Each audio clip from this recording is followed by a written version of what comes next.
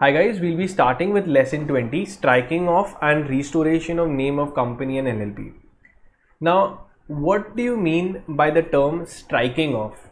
Striking off simply means removal of the name of the company and to cease its existence. Now, removal of this name can be done in two cases. When the company has become defunct, that it has become non-functional, and for those reasons the registrar of companies will locate such companies which have stopped functioning, have stopped commencing business, are just shell companies, ऐसे ही पड़ी छोड़ दी है. तो वैसी companies को रख के कोई फ़ायदा है क्या जो फंक्शन ही नहीं कर रही है? तो ऐसी कंपनीज को वो लोग स्ट्राइक ऑफ कर देते. तो स्ट्राइक ऑफ का मतलब क्या होता है? It is a removal of the name of the company from the register of companies. Now this entire striking off is covered under section 248. Now 248 subsection 1 and subsection 2. Now subsection 1 says कि ये ऐसी companies को कौन locate करेगा, strike off कौन करेगा? So ROC can suo moto locate such companies जो function करना बंद कर दी है और उनको एक लेटर देंगे.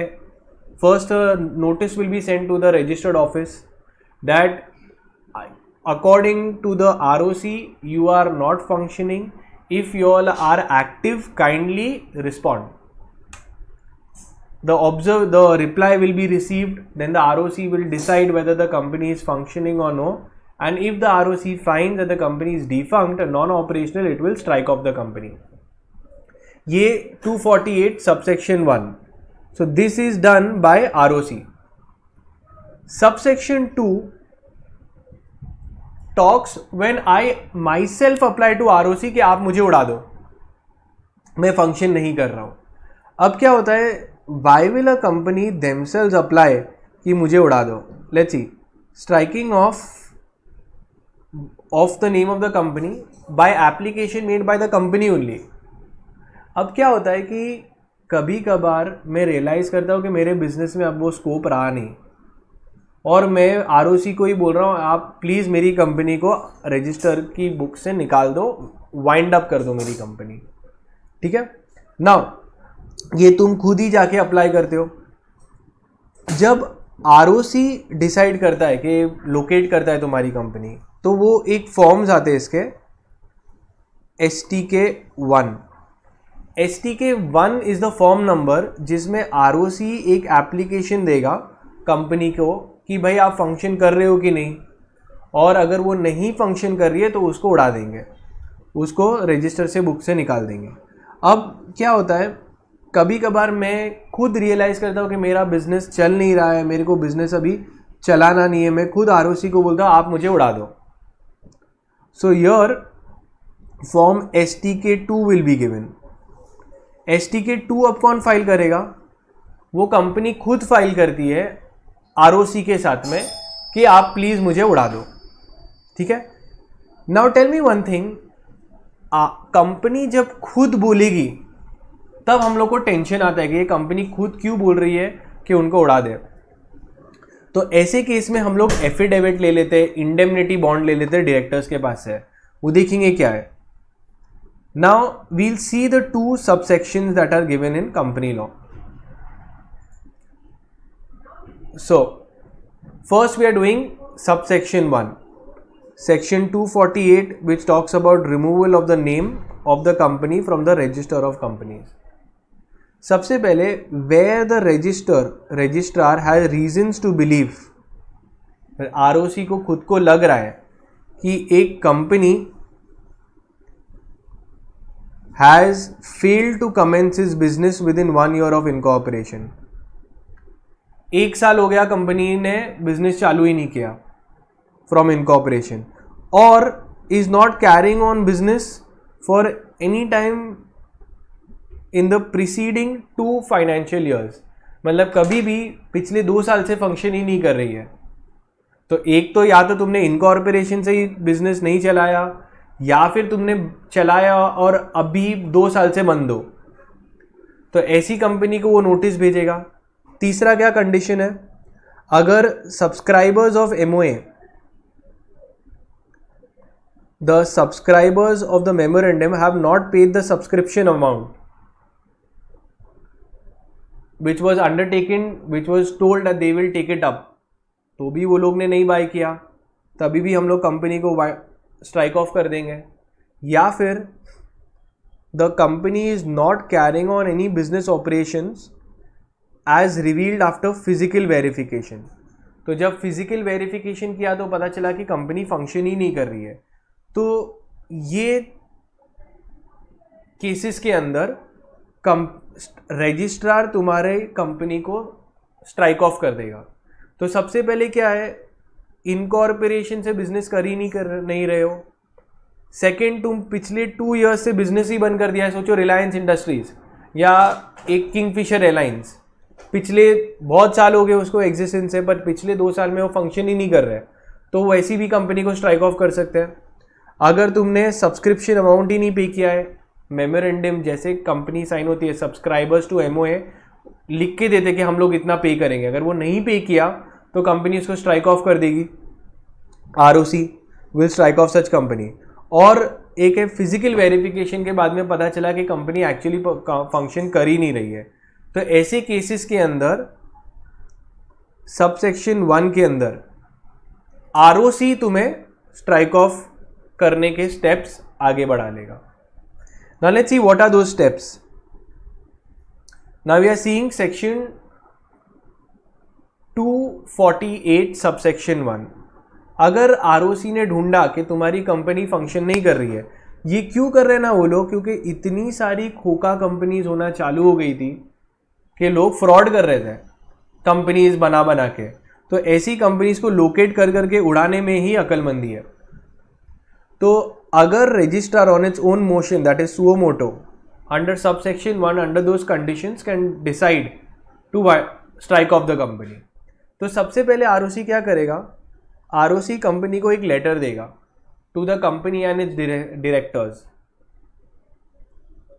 Telling that the ROC has its intention to remove the name of the company from the register of companies.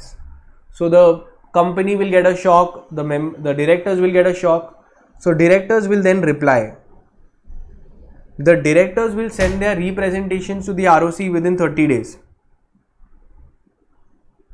He will send his representations, objections, whatever it is, to the ROC within 30 days of receipt of such notice कि भाई हम लोग तो function कर रहे हैं।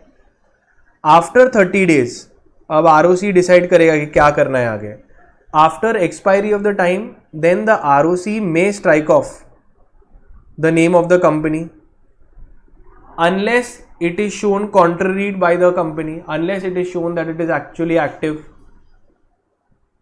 Next, अगर ROC ने डिसाइड कर दिया कि आपको उड़ाना ही है, आप फंक्शन करते ही नहीं हो, फिर बाद में ROC एक नोटिस इशू करेगा ऑफिशियल गजेट के अंदर, in the official gazette, and it will also place it on the mca.gov.in. उसके अंदर वो डाल देगा कि कौन सी कंपनीज को वो स्ट्राइक ऑफ करने वाला है। If it does not agree with the company it can do. It will also take a representation from all the various agencies, income tax department, अलग अलग डिपार्टमेंट्स को पूछेंगे कि भाई इसको स्ट्राइक ऑफ कर रहे हैं हम लोग। अगर कुछ भी ऑब्जेक्शंस नहीं आए from and the ROC does not find it satisfying the answers, then he has no option but to strike off the company. He will strike off the name of the company and he will publish in the official gazette, and the company will no longer be in existence. This is all under subsection 248 subsection 1. Notice दो, reply देखो, reply के बाद में if you don't agree then you make a public announcement कि ये company को मैं उड़ाने वाला हूँ, और फिर एंड में उड़ा दो and then put it on your website. This is the process of striking off. अब सबसेक्शन 2 देखते हैं। सबसेक्शन 2 क्या होता है, ये भी इंपॉर्टेंट है। Subsection 1 is when ROC wants to wind up or strike off your company. Subsection 2 is when you yourself want to strike off your company, so you make an application. So let's see, कब company खुद से कर सकती है? A company में after extinguishing all it's liabilities, सारी liabilities खत्म करने के बाद में एक स्पेशल रेजोल्यूशन पास कर सकते हैं. Special resolution can be taken, okay, and then file an application to the registrar कि आप प्लीज मेरे को रिमूव कर दो. So this is another way, instead of you going in the winding up, ये अलग मेथड है to shut down your company. तुम खुद ही रजिस्ट्रार को बोलो आप मेरे को निकाल दो. The registrar on receipt of such application will make a public announcement, a public notice कि ये कंपनी बोल रही है उसको उड़ाना चाहते हैं, it wants to be removed. Does anyone has any problem? Because हो सकता है कि इसको ऑब्जेक्शन हो, ये कंपनी नहीं उड़नी चाहिए. So they can make an objection, and after listening to that, then the ROC will wind up the company. Now let's see, ये जो भी थे कोई फॉर्म्स के अंदर फाइलिंग करनी पड़ती है. अब इसमें है टोटल 7 फॉर्म्स, STK फॉर्म्स. सबसे पहला वाला क्या है? STK 1, जो सेक्शन 248 सबसेक्शन 1 के अंदर जाएगा. 248 subsection 1 was when the ROC wants to strike off your name. So ROC तुम्हें एक नोटिस देगा, notice by the registrar to the company that we want to remove your name will be in form STK 1. अब STK 2, STK 2 is when the company itself wants to apply कि आप please हमको strike off कर दो. So application of by company to the ROC for removing its name.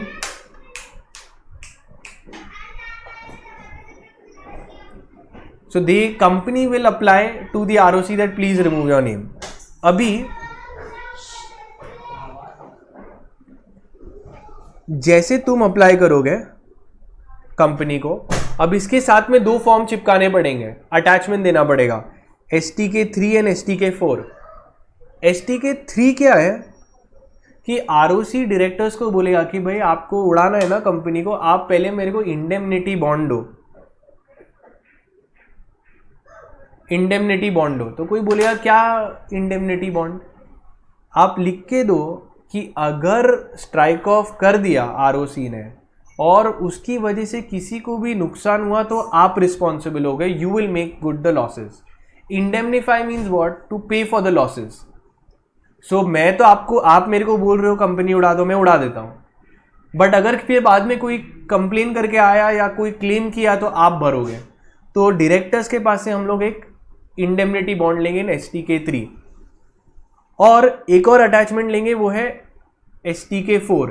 एक affidavit लेंगे हम लोग, affidavit by the directors that everything they are saying is true and correct to the best of their knowledge. तो STK 2 के साथ में STK 3 and 4 देना पड़ेगा डायरेक्टर्स को. एक बार ये हो गया, ROC ने या तो नोटिस दिया या हम लोग ने ही अप्लाई किया with all of this. Now what will happen? What will the ROC do? Now ROC will make a public notice, it will public announcement, a statement to the public that this company is going to be struck off. Does anyone have a problem? किसी को problem है तो please reply to me, please tell me, I am going to strike off the company. अब public advertisement, public notice के ये form 5 and 6 है. अब 5 क्या है? ये वाला जो फॉर्म है, अगर सेक्शन 248 सबसेक्शन 1 की बात है, जब ROC तुम्हें नोटिस दे रहा है ये सेक्शन के अंदर, तो public notice will go in STK 5. A public notice will be made. This is with respect to section 248 subsection 1. अगर कंपनी अप्लाई कर रही है कि यार आप मुझे उड़ाओ सेक्शन 248 सबसेक्शन 2 के अंदर, तो notice will go in STK 6. अब ये देखोगे यहां से ये वाला हुआ तो STK 6 फाइल होगा. It's a public notice only, but public notice under section 248 subsection 2. Okay. अब 5 and 5A क्या है? एक है इंग्लिश के अंदर और एक है रीजनल लैंग्वेजेस के लिए. ओके, तो फॉर्म 5 ही बोलेंगे, STK 5. और लास्ट में after all this filings has been done, objection has been taken, then the ROC will be satisfied कि यार सब कुछ हो गया है. Now it's time to remove the company and dissolve it and end the life of the company. So that will be done in form STK 7. A notice of striking off and dissolution, मतलब company अभी STK 7 जैसे file किया तो वो company अभी existence में नहीं रहेगी. So this will be STK 7. So STK 1 में ROC रजिस्टर देगा और 5 and 5A के अंदर पब्लिक नोटिस होगा. अगर तुम अप्लाई कर रहे हो after taking a special resolution तो 2, 3, 4 and 6 अप्लाई होगा और 7 के अंदर एप्लीकेशन देके डिसॉल्व हो जाएगा. Now let's see, will do from the module and finish it off. So first is with respect to striking off, it is your section 248. एक ही section है जो इंपॉर्टेंट है, जो तुमको याद रखना है, 248.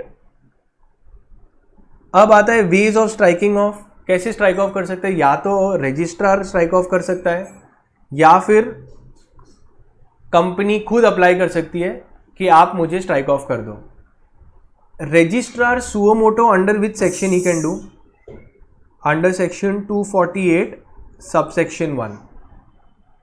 एंड कंपनी जब अप्लाई करेगी टू ROC के आप प्लीज मुझे उड़ा दो, वो कंपनी ही खुद प्रोवोक कर रही है रजिस्ट्रार को. This will be in 248 subsection 2. अब देखते आगे. अब रजिस्ट्रार जब खुद डिसाइड कर रहा है कि आपको निकाल देना है तो it will be in section 248 subsection 1. Registrar suo motu एक एप्लीकेशन स्टेप्स लेगा. अगर वो सेटिस्फाइड है, हम लोग ने देखा था 4 कंडीशंस थे. तुमने कमेंट्स नहीं किया within 1 year of incorporation, या फिर you are not carrying on business for a period of 2 years immediately preceding the financial year, or the subscribers have not paid the subscription amount. And the last one is, if on physical verification it was found that you were not commencing any business. So then a form STK 1 will be filed seeking notice कि आप क्या existence, are you functioning or no? A inquiry will be made. अब ये case law था international securities printers private limited versus ROC.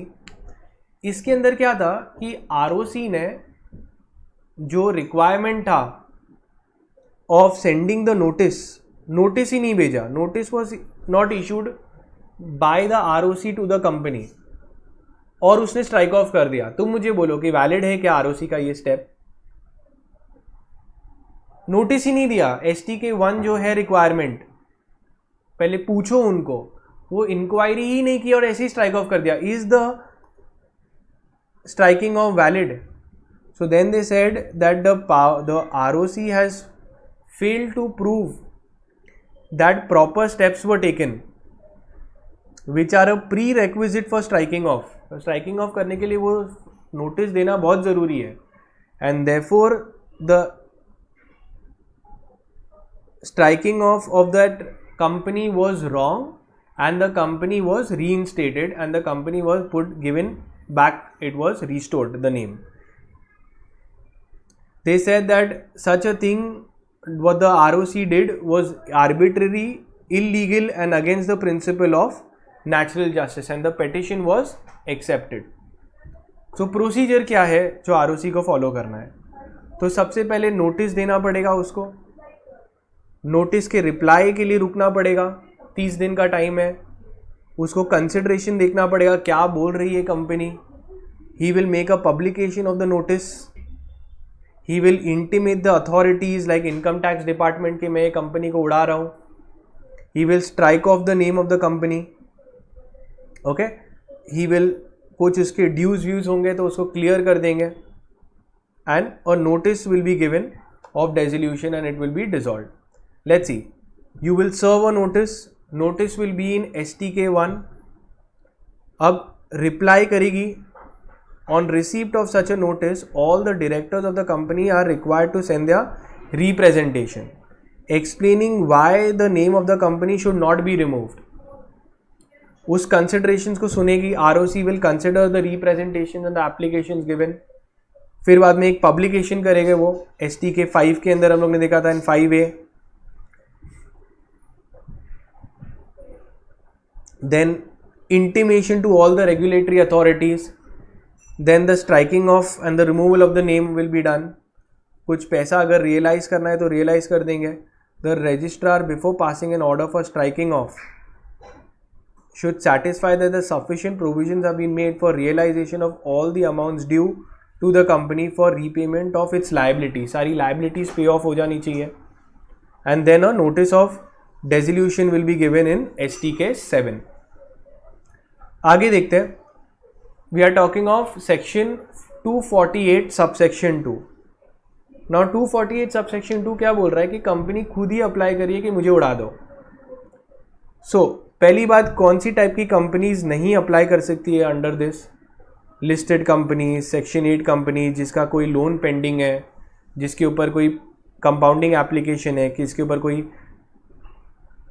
Particular case चालू है, offence हुआ है. Vanishing companies are listed companies. जो अभी उसके प्रमोटर्स भाग गए, वो सारे कंपनीज इसे खुद से नहीं अप्लाई कर सकते. जो अभी डी लिस्ट हो चुकी है, जिसके ऊपर कुछ इंस्पेक्शन चालू है, all of these companies can not apply suo motu. अब इसका भी ग्राउंड्स क्या है, वो लोग कब अप्लाई कर सकते हैं? सो the company through it's board of directors can file an application for removal of the name. Same conditions. Business ये लोग ने भी कमेंट्स नहीं किया, ये लोग भी पिछले 2 साल तक कंपनी बंद है, जो सब्सक्राइबर्स ने अभी तक पैसे ही नहीं दिए. या फोर्थ वाला, फिजिकल वेरिफिकेशन में पता चला कि कंपनी फंक्शन नहीं कर रही है. ओके, नाउ प्रोसीजर में we seen the form numbers. तो सिंपल सी बात है, प्रोसीजर हम लोग ले रहे हैं. जब कंपनी खुद अप्लाई कर रही है तो कंपनी को पहले एक बोर्ड रेजोल्यूशन लेना पड़ेगा. बोर्ड रेजोल्यूशन के अंदर ऑब्वियसली एक फॉर्म फिल करना पड़ेगा जिसका नाम है STK 2. वो STK 2 के साथ में तुमको 2 अटैचमेंट्स देने पड़ेंगे. एक है indemnity bond in STK 3 and affidavit in STK 4. अब ये STK 3 क्या है? और directors will give a indemnity that if there is any loss, problem, any kind of damages I will pay for it if it is due to this striking off. तो ROC को assurance दे रहे, फिक्र मत करो, आप कर दो strike off, कुछ भी प्रॉब्लम रहेगा तो मैं उसकी लाइबिलिटी उठा रहा हूँ. Then the ROC also wouldn't mind striking off the company. Then the company should file a special resolution. Special resolution file हुआ तो MGT 14 फाइल करना पड़ेगा. ठीक है, सो दैट इज डन. तो STK 2 के साथ में NOC लेना पड़ेगा अप्रोप्रिएट अथॉरिटीज़ की. इनकम टैक्स डिपार्टमेंट, कभी कोई बैंकिंग कंपनी हो गई तो RBI, इंश्योरेंस कंपनी हो गई तो IRDA, हाउसिंग फाइनेंस कंपनी, अगर सेबी इनको है तो फिर सेबी का कंसेंट, ये सारी कंपनीज का NOC लेना पड़ेगा. Indemnity in STK 3, affidavit in STK 4. So all of this will have to be taken. Then a public notice will be made by the ROC in STK 6 inviting any objections. ROC will say अच्छा ठीक है, आपने तो बोल दिया आपको strike off होना है, मैं दूसरों को पूछता हूँ. एक पब्लिकेशन होगा नोटिस के अंदर and they will see. If no objections have been received within 30 days, 30 दिन में किसी ने भी कुछ बोला नहीं है, तो ROC can proceed ahead to wind up the company. और एक बार डिसाइड कर दिया वाइंड अप में, so then form STK 7 will be made. Or notice of striking off of the name of the company from the register of company and its resolution should be published in the official gazette in STK 7 and the company will then stand dissolved. Okay. Now हम लोग ने देखा था कि no objection certificate has to be receive from all the appropriate authorities like RBI and insurance company अगर हुई, housing finance company etcetera. Collective investment scheme होगी तो SEBI. Now coming to the status of a striking off company, अगर एक company strike off हो गई तो उसके क्या इफेक्ट्स होंगे? Obviously it will cease to have effect, so उसका जो सर्टिफिकेट ऑफ इनकॉर्पोरेशन भी है, it is deemed that it will be cancelled, so the company stand dissolved and it shall be deemed that the certificate of incorporation also has been cancelled. So it's a pretty sad thing. Next, what if we found out that the application made by the company was fraudulent? They wanted to evade the creditors, they wanted to hide, they wanted to do something wrong. ऐसे ही ROC को बोला आप उड़ा दो और उड़ा दिया ROC ने, और बाद में पता चला कि कंपनी की तो हैवी लाइबिलिटीज बची हुई है। तब हम लोग क्या करेंगे?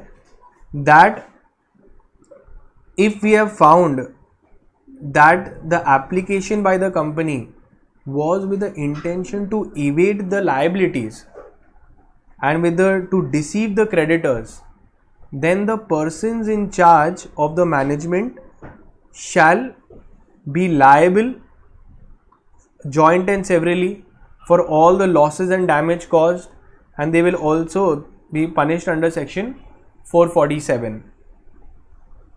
ओके, सो ऑब्वियसली ये बहुत ही इंपॉर्टेंट लाइन है कि अगर तुम एक स्ट्राइक ऑफ करते भी हो तो the liabilities of the directors will not be extinguished, so it shall continue and remain in force as if the company has not been dissolved.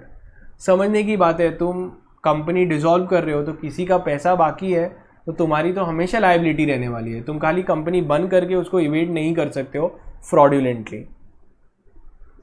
तो अगर ROC ने स्ट्राइक ऑफ भी किया तो तुमको एक अंडरटेकिंग देना पड़ता है कि अगर इंडेमनिटी या अगर कुछ भी किसकी भी लायबिलिटी आई है कंपनी रिलेटेड तो तुम उसको बेयर करोगे।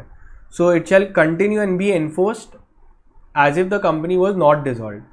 STK फॉर्म्स देखे थे हम लोग ने, STK 1 के अंदर नोटिस देंगे और फिर पब्लिक नोटिस 5 के एंड 5A के अंदर जाएगा। 5A will be in English, then 2, 3, 4 was about when you make an application with indemnity and affidavits as attachment, उसका नोटिस जाएगा, and the striking off will be in STK 7. Now, restoration of the name of the company. What if ROC ने strike off कर दिया company को, 30 दिन का time दिया था, what if the directors were out of the country, were not able to reply for any reason, and the ROC later on found कि यार मैंने गलती कर दिया, स्ट्राइक ऑफ नहीं करना चाहिए था, ये तो एक्टिव कंपनी है, या directors are unhappy with the striking off, so what will happen? तो यहाँ पे वो लोग ऑब्वियसली एक ही है अपना NCLT के पास में जाओ और उनको बोलो कि भाई मुझे स्ट्राइक ऑफ कर दिया, हम तो एक्टिव कंपनी है, आप please restoration of the name कर दो। So let's see, restoration of the name after striking off. So the registrar can suo motu after issuing a notice, can also apply for restoration of the name. So it may happen that they have inadvertently by mistake removed the name. So if anyone is unhappy, they can apply to the NCLT within 3 years. So any person aggrieved by the order of the ROC may file an appeal before the tribunal within 3 years. So 3 years of striking off or passing that order, they can go to the tribunal, and if the tribunal was of the opinion that the name of the company the company should not have been struck off, then it will pass an order for restoration of the name of the company, after giving a reasonable opportunity of being heard to the ROC and all the persons connected. तो NCLT revive कर सकती है, company को life दे सकती है। ROC खुद भी अपनी गलती रियलाइज कर सकता है 3 साल के अंदर और वो रिस्टोर कर सकता है कि यार कंपनी को वापस रिस्टोर कर सकता है ना। ये इंटरेस्टिंग है, even the ROC can realise that he made a mistake. So ROC applies from the date of passing the order if it is satisfied that the name of the company has been struck off either inadvertently, by mistake, or on basis of incorrect information. उसके पास में जो information था वो incorrect था, तो वो apply करेगा. The tribunal के पास में पावर है, ROC और कंपनी कब अप्लाई कर सकती है, 3 साल के अंदर अप्लाई कर सकती है. बट अगर ट्राइब्यूनल चाहे तो वो लोग और भी टाइम के अंदर एक्सेप्ट कर सकते हैं. ट्राइब्यूनल के पास कितना टाइम है, 20 years from the date of publication in the official gazette. So you have a right to apply within 3 years. But if tribunal wants they can any time, for even after 3 years they can restore the name. उनके पास में 20 years का time है. So the tribunal on application made by the company before expiry of 20 years can restore the name of the company if it is satisfied that the company was at the time of striking off carrying on business, or otherwise it is just that the name of the company be restored. तब वो they will make an order for restoration of the name of the company. और ये भी बहुत important है, एक बार registrar ने restoration का ऑर्डर दे दिया तो इसका इफेक्ट क्या होगा. It shall be deemed that the company has never been struck off. So the tribunal may also pass an order deeming that just for placing of the company and all the other persons in the same position as the company would have not been struck off. So the effect of the order of restoration of NCLT will be such that the persons will be in the same position as if the company had never been struck off. That is the effect. अब हम लोग striking off limited liability partnership भी देखते हैं. सो we'll see just the limited liability partnerships का striking off provisions. So firstly, just like section 248 we saw, in the LLP Act, read with the LLP Act, LLP rules, section 75 read with rule 37 is important. इसमें ministry of corporate affairs ने power दिया है LLPs को भी that it can be struck off by the registrar. So here they have to fill form 24. Let's see. First is there are two provisions, 2 points. ये सब दिया हुआ है सेक्शन 75 के अंदर. 75 के अंदर फर्स्ट पार्ट क्या है, अगर खुद पार्टनर्स को लग रहा है कि वो लोग फंक्शन नहीं कर रहे पिछले 1 साल से या उससे ज़्यादा, then all the partners will make an application in form 24 that to the registrar that please strike the company.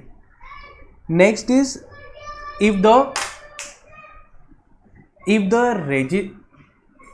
registrar feels that the LLP is not functioning for 2 years or more, then it will make an application and strike them off. Now same points as this. First the registrar will serve a notice, it will wait for the reply, it will consider their representations, make a public notice, and all the points are the same. इसमें क्या है, section 75 read with rule 37, consent of all the partners, all the annual filing should have been done, you have to take approval of the concerned authorities, make a affidavit and the indemnity, you have to fill form 24,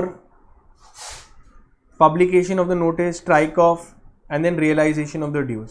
Now very important that liabilities of the partners will continue as if the LLP has not been dissolved. If they want to restore the name of the LLP after being struck off, then LLP Act does not provide any any relief. You will have to apply to the High Court under the writ petition to restore the name of the LLP. That is it, and then we are done with the chapter.